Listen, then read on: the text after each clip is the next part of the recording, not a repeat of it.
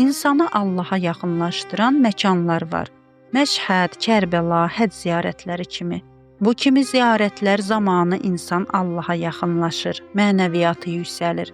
Zaman da məkan kimi bir mövcuddur. Bəzi zamanlar da eynilə məkanlar kimi insanı Allaha yaxınlaşdırır.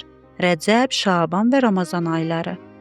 İnsan müqəddəs məkanların ehtiramını necə qoruyursa, bu ayların da ehtiramını elə qorusa, paçlandığını və yüksəldiyini hiss edər.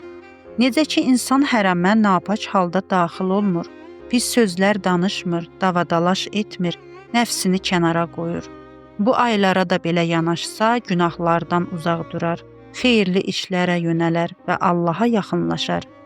Bu aylarda hansı zikri deyim, hansı duanı oxuyum deyə təşvişə düşməkdənsə, daha çox pis vərdişlərdən qurtulmaq üçün hərəkətə keçmək lazımdır. Hədis-i qudsidə buyurulur: Mən bu ayı özümlə bəndələrim arasında bir ip qərar verdim. Kim ona möhkəm sarılsa, mənə qovuşar.